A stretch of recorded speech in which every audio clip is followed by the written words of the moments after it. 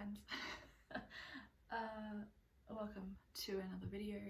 Today I thought I would just do like a chill wrap up for both May and June. A lot of these books I've already spoken about, so I think this is going to be a quick video. Fingers crossed. I hope you've been well. Thank you so much for being here. Let's just get straight into it. Let's talk about May. I'm going to do May and then June, obviously. So May I read a total of 7 books. I mostly read literary, mostly read literary, and then LGBTQIA+, and then fantasy, I believe. No, science fiction. They were my top 3 genres for the month of May. My average rating was 4.21, which is actually pretty freaking good. What else do I want to say about May? May was a good reading month. I'm having a look. Like, it was a really great reading month. Got a few like fine books, and I'll talk about one of the books where like the longer I think about it, the more I don't really like it, but we'll talk about that in a sec. I'm going to like structure this wrap up from like the end of May to the beginning of May. So we're going to start with the most recent read of May, which was like at the end, towards the end of May, and it was making sense. It's weird not doing a May reading wrap up at the end of May and doing it at the end of June. It's like really fucked up anyway. So I read Icebreaker by Hannah Grace. I gave this 5 stars. I know. I have this thing with like hockey romances. I really love them, and I don't know why. I just really thoroughly enjoy hockey romances or anything about ice skating. I fucking love that shit. So this was great. Like, it was just exactly what I needed. It was light, but it spoke about a few like serious topics. If you don't know what it's about, there's this young woman named Anastasia, I believe, and she's a figure skater.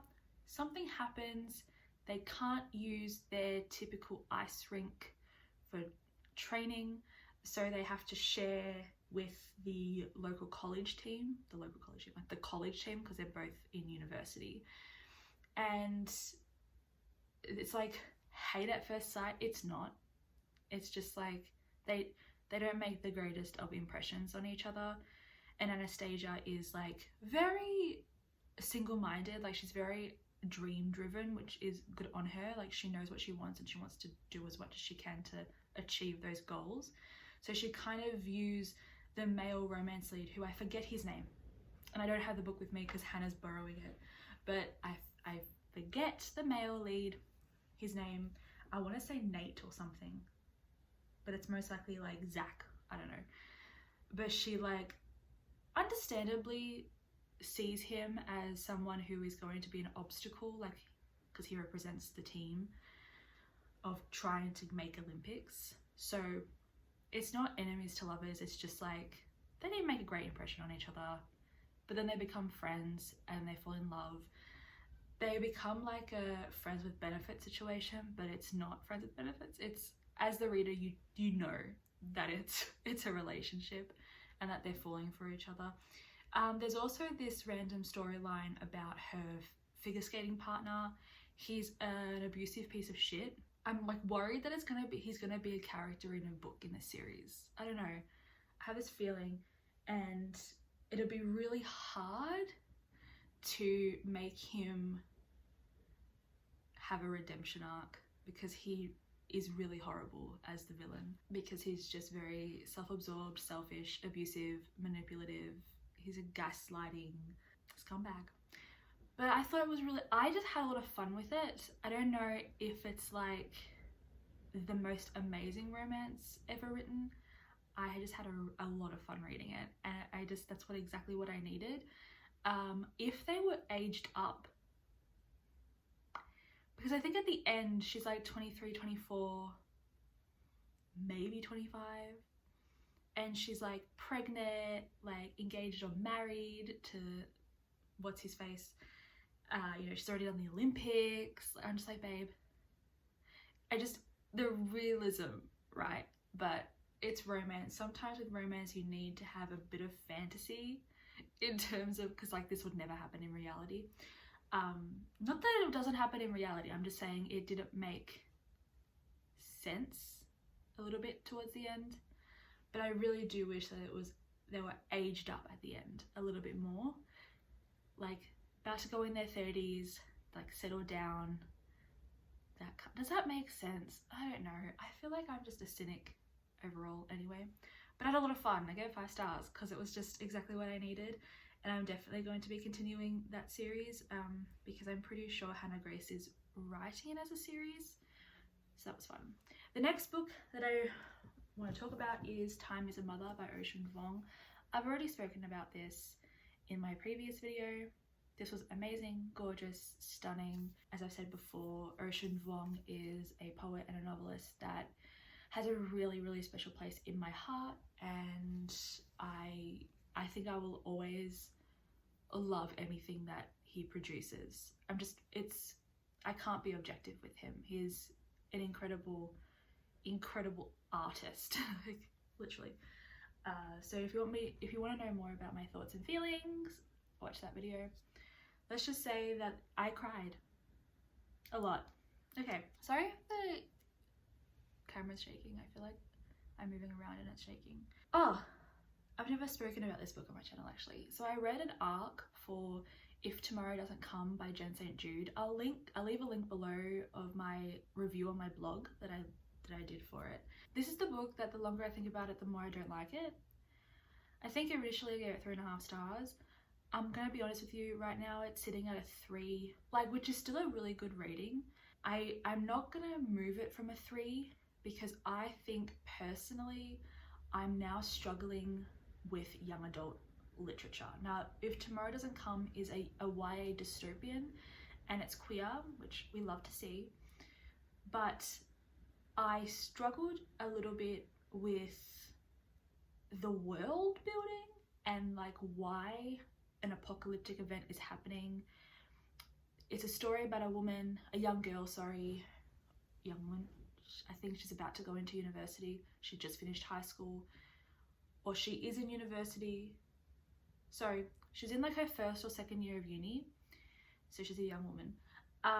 And in the beginning of the book, she makes a decision that she's going to commit suicide. But then something happens, and the apocalypse is imminent because the meteor is going to hit the United States. So she doesn't follow through with what she's done because like the world is going insane, and so she basically tries to figure out a way to go back home to go with her parents, and it goes, is it 9 days or 7 days? The way that the story is structured is it's like a countdown basically, and then we get flashbacks to like previous years or whatever, just to learn more about the character and why she made the decision in the first place in the beginning. And you find out that she's in love with her best friend, she thinks she rejected her, etc, etc. The main character also is going through, you know, her own kind of I would say like religious trauma. Her family was raised very Catholic, I'm pretty sure it was Catholic, and it was like a journey to like come to terms with herself. And she also struggles with anxiety and depression, which, as someone who also struggles with that, I felt like that was represented really freaking well. But it was the story itself. I'm gonna be honest, the whole apocalypse thing really confused me. I'm not a scientist, so like yeah, it could be real, it could happen. Like I like apocalyptic stuff, even in movies, where it's like the possibility that this could happen is what makes it even worse. And like that kind of unsettles you and disturbs you. But with this one, there was an entire subplot line that the parents were like, we're gonna hunker down in our basement because the meteor is gonna hit the west coast of America, so that means us on the east coast might have a chance of like surviving the aftermath of the fallout, because they kept on likening it to like a nuclear bomb. So in the aftermath of the meteor strike, it's going to be kind of like in the aftermath of a nuclear bomb, where things are not going to be great, and like the initial blast, blah blah blah, but like the radius as it goes out, the effects are not as intense as if you're like right where it hit. I needed more explanation, because if there was a likelihood for people on the east coast of the US to survive and be able to survive the aftermath of a meteor strike, it'll be hard, but there is that likelihood. Why should people in the UK or people in Africa worry about it? Like, why was it apocalyptic? And I understand if it's like it hits the sea, tsunamis, shit happens, but then it was talking about how it's going to hit land. So I was just like, I needed more information, because yes, one meteor hitting the earth is a big fucking deal, and it will most likely change everything in terms of the ecosystems and blah blah blah.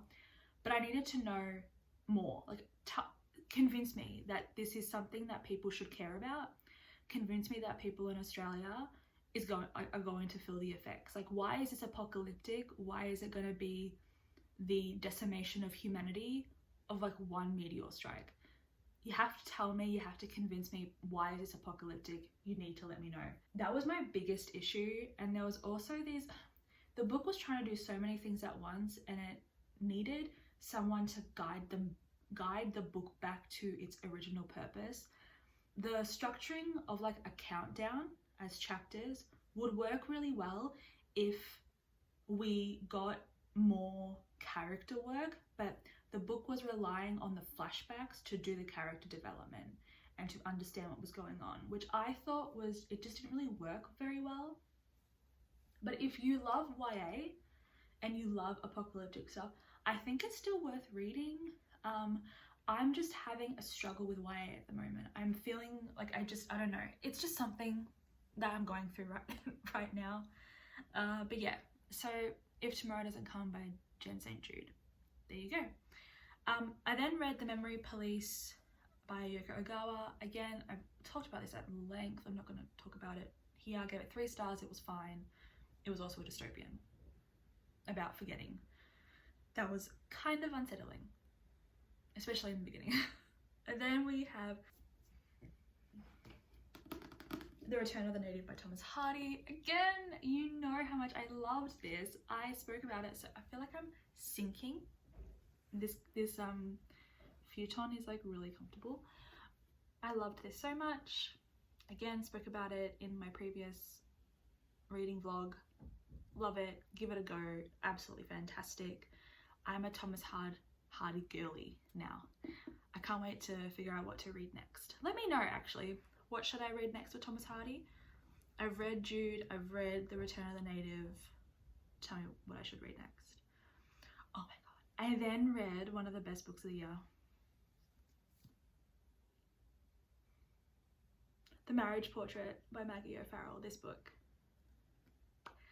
I obsessed. Loved this book so much. This was my favorite of the Women's Prize shortlist and of the long list. I think this bet Demon Copperhead, actually, for me. I loved this so much. Again, I've spoken about it at length in my reading vlogs for the Women's Prize, but this is just perfection. Like, I loved Lucrezia so much. I loved everything about this. I love the way Maggie O'Farrell weaves her stories. She's just so wonderful, and I want to go back and finish Hamnet, as I never finished it. This was just incredible. Absolutely incredible. If you don't know what it's literally about this young girl. Literally, she's like 16. No, she's younger when the marriage is arranged. She's arranged to be married to Alfonso. He's the Duke of Ferrara, after her sister dies, because the Duke was supposed to marry her older sister, but her older sister dies, so she has to take the marriage because it's like, you know, for the good of the family, for the good of Florence. But Alfonso is not good, especially to women. And she then figures out that maybe he's concocting a plan to kill her. And it's about the position of women, and in this like overall commentary of like, this is still something, an issue that women have to worry about now. Just the reaction and responses to men, and how they then in turn punish women for their own shit, really. Like, I loved it. I really did. The ending was great. Yeah, this was fantastic. I want everyone else to read it, but trigger warnings, it gets pretty heavy. But Lucrezia is like a character that you immediately fall in love with and you immediately want to succeed. She's just absolutely fantastic. Oh, I'm trying to get my mum to read it.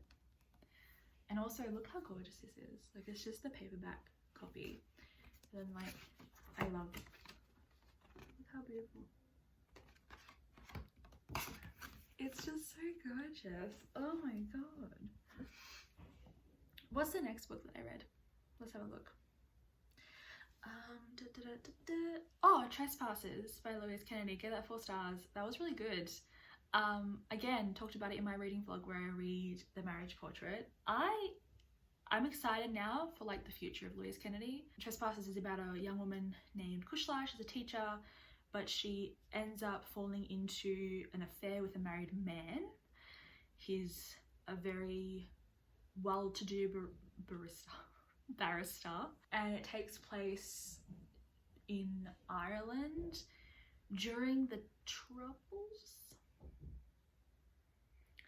I'm not very good with Irish history, but it was it was set in this context of like Protestants versus Catholics, and you know, the British monarchy and Irish republicanism. It was thoroughly interesting and heartbreaking, and I recommend it if you want a really solid literary novel. I just can't wait to see what else she does, honestly. I think she wrote a short story collection. I really want to read it. And then let's go to June. We're now in June. Okay, our most recent month. I read 10 books in June. Mostly fantasy, then science fiction and mystery. They were my top 3 genres. My average rating was 3.95. So like, still a pretty good reading month, but only 2 5-stars out of 10. Is that good or bad? You decide. So I finally finished reading in June Wessex Tales, which is a short story collection by Thomas Hardy. Loved it. Read it. I kind of think I would recommend this as like the starting point for Thomas Hardy. You are able to see the variety of like the kind of genres that he writes. He writes weird and wacky, supernatural, heartbreaking, like empowering. Like he's just this is just a fantastic little collection to read and understand him. Like, I loved this. This is one of my favorite, if not the favorite of mine in terms of classic short story collections. My favorite stories, let me have a look. My favorite stories. I would have to say Interlopers at the Nap, incredible. Fellow Townsman, also incredible. The Three Strangers would be my top 5, as well as The Distracted Preacher. That was a very interesting one. Didn't really anticipate that one, but I think my absolute favourite was Interlopers at the Nap. Fantastic, absolutely fantastic. Oh my god, I love Thomas Hardy now. And then I read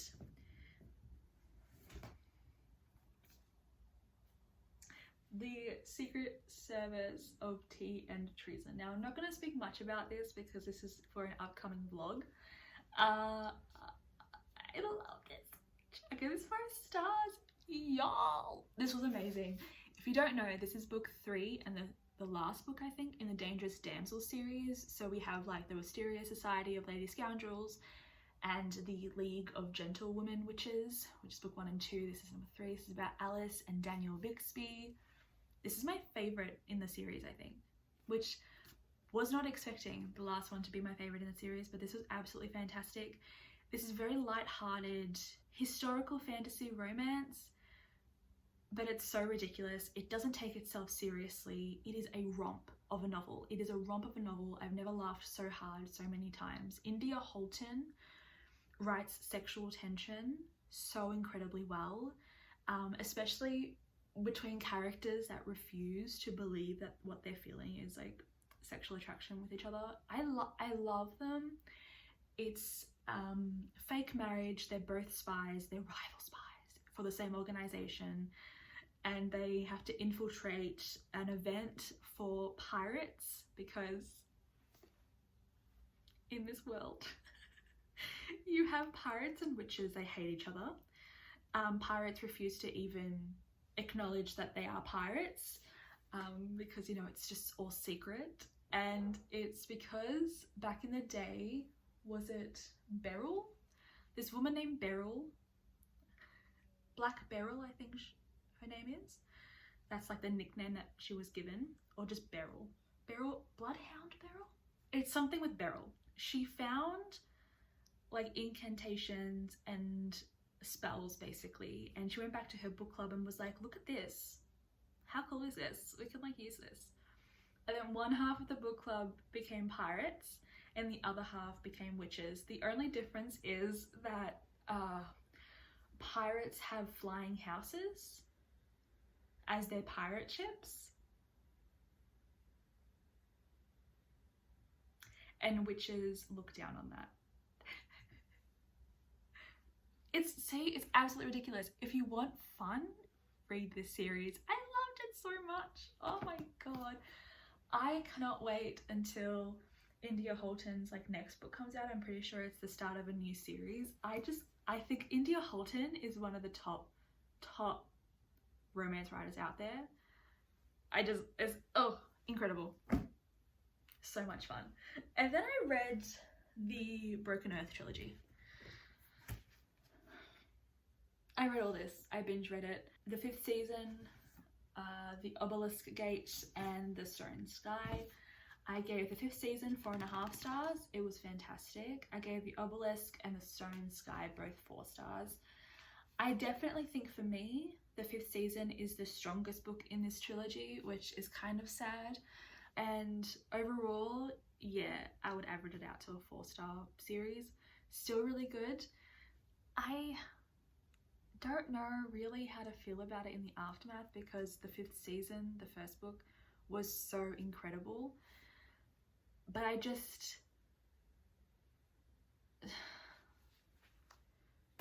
don't know, I feel like the mystery elements surrounding the world, your questions don't get answered for so long that in the last book you're just like, can we just hurry it up now? Like, can we just get to finding out the answers that we all want? But other than that, it's a very intricate world, very complex, which I really loved. Like, it's a great series, but I just wanted it to be like my feeling for this book throughout the rest of it. I don't know how to explain my feelings for this trilogy because I loved the 5th season, but the Obelisk Gate and the Stone Sky was just not as good. And I think my problem was I was constantly comparing it to the first book in this series and it was falling slightly short. But other than that, it is a wonderful, like, it is really, really good. I think the commentary is just top tier, and I would urge you to read this trilogy for the commentary pertaining to like race, but also and like institutionalized oppression of like particular peoples but also just of like commentary on climate change and what we're doing to our earth. I think N.K. Jemisin really weaved those things in super well with this trilogy. But yeah, I don't know, I think I need more time to sit with my feelings with this trilogy, because like I want it to be like one of my top trilogies, like my top series, but it's not, which is really sad at the moment. So I need to think about it more. Yeah, is that all I want to say? Yeah, I still need to think about it because I loved the 5th season so much. And then I read Verity by Colleen Hoover. I'm not going to talk about this book still because it's a book club book and we haven't discussed it as a group, and Emma hasn't read it yet, so I don't want to spoil anything. It was wild, chaotic energy. Some parts of it was a bit... I don't like the way that she writes interactions between women, or even just like, I don't know what I'm saying, but I read it in a few hours. So it's incredibly readable, incredibly fast paced, and you're on the edge of your seat. And I love drama, I love messiness, and so I was kind of eating it up, but like a few, yeah, anyway. Oh, and then I read The Hunger of the Gods by John Gwynne. John Gwynne, respectfully, what the fuck? What the fuck? We need to talk, okay? With love and affection, how dare you? This is book 2 in the Bloodsworn saga. I read the first book in this series is The Shadow of the Gods. First of all, the covers are amazing. If you like open it up, it's like the full thing. I mean, like, come on. Amazing. This is like a Norse inspired world. Norse inspired world, Norse myth inspired, or is Norse myth. It's just a lot. It's an epic fantasy. The first book, Shadow of the Gods, I found great, but I was so confused for most of it. It's dense, and you're learning, like, it's multi-perspective, so you're learning like multiple characters, multiple just like everything, and then you have like this like world, and I was very confused. But this was absolutely fantastic, and I read oh my god, this series is amazing. I couldn't stop reading this. This is a thick boy. I read this so quickly.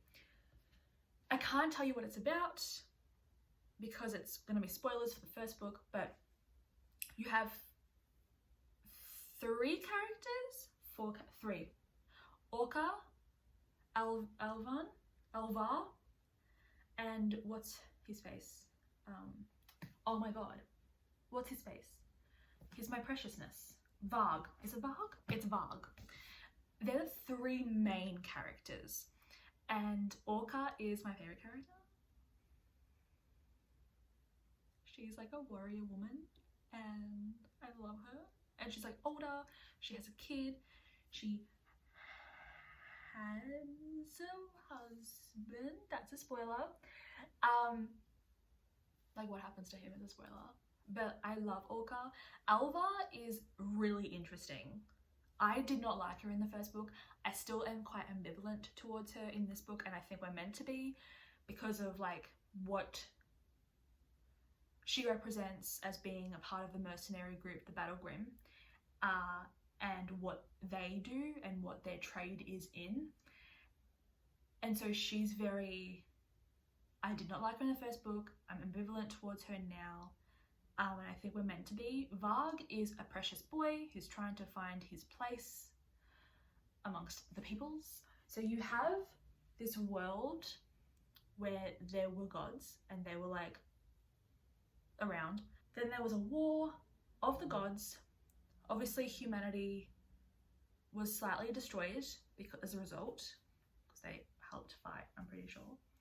And now in the aftermath of that, like, you know, hundreds and hundreds and hundreds of years later, people who have god blood, like they're descended from the gods, like not like Percy Jackson, like they have god bloods in their veins and they have powers as a result of that. So if you have the wolf god Ulf, I can't do the R's of his name, but you know, like there's a dragon god called like Lick Riffa. So people who have her blood in her veins, who have been descended from her, have like dragon abilities. Does that make sense? But they're enslaved. Like that's why you don't tell people that you have god blood in your veins, because you will be enslaved, and they're seen as less than, and like as animals to be objectified and domesticated, and it's just really horrible.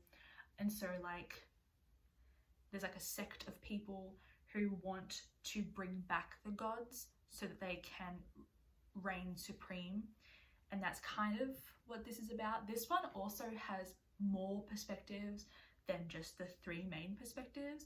You get random perspectives from random people, and I thought it would be too much for me, but it worked. Did it work? Yeah, it worked. It worked so well. I love John Gwynne. I think what he's doing is incredible. I want to read more from John Gwynne. I think he is a fantasy author that I can get behind. Even though these books are action-packed, they're not, but they are. Like, I don't know how to explain it. I feel like he would do really incredible character study fantasy, like those slow moving fantasy, because he puts so much work into his characters, which I fucking love. And yeah, also incredible combat scenes. Holy shit, I can't wait for the third book. I'm so excited for this trilogy, this series. I don't know how many they're going to be, but oh my god. Okay, so that's that one. I love books. Oh, so the other three that I read are books that I have spoken about in my previous vlog, so I'll be really quick. I read I Want to Die, But I Want to Eat Tteokbokki by Bake City, which is a memoir. I thought it was good. I read 6 Weeks by Mo Lafferty. Really interesting.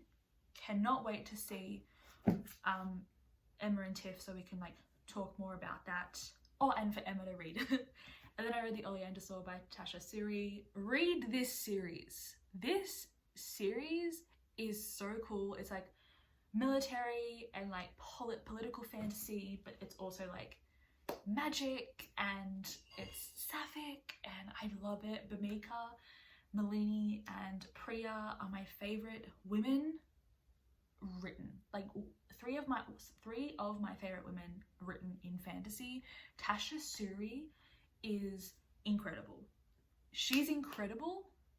Read this series. Read the Burning Kingdoms series. I think it's a trilogy. Is it going to be a trilogy, or is it going to be, I don't know. Maybe it's going to be like a series.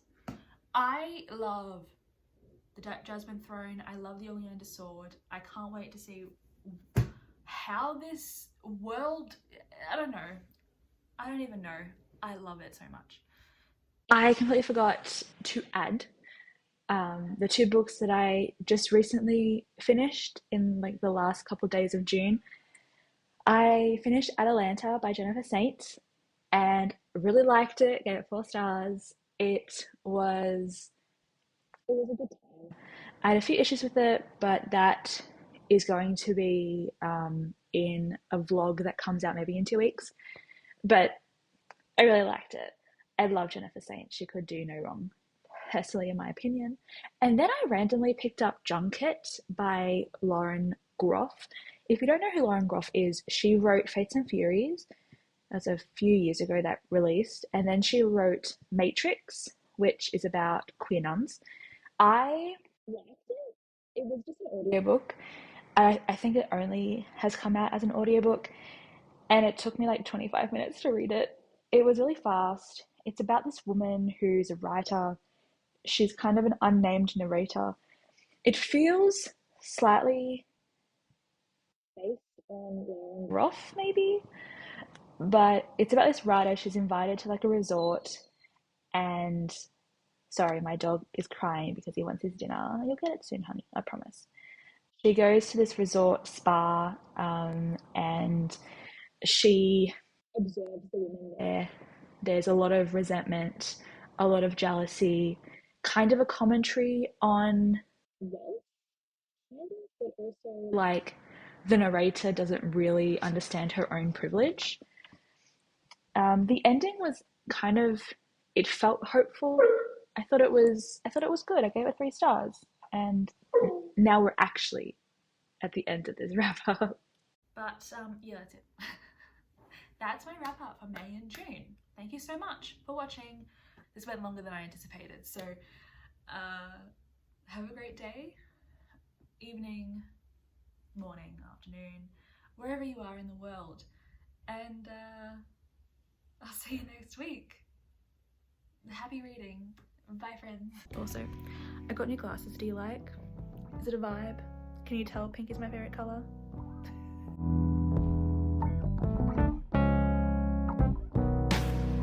You wish to see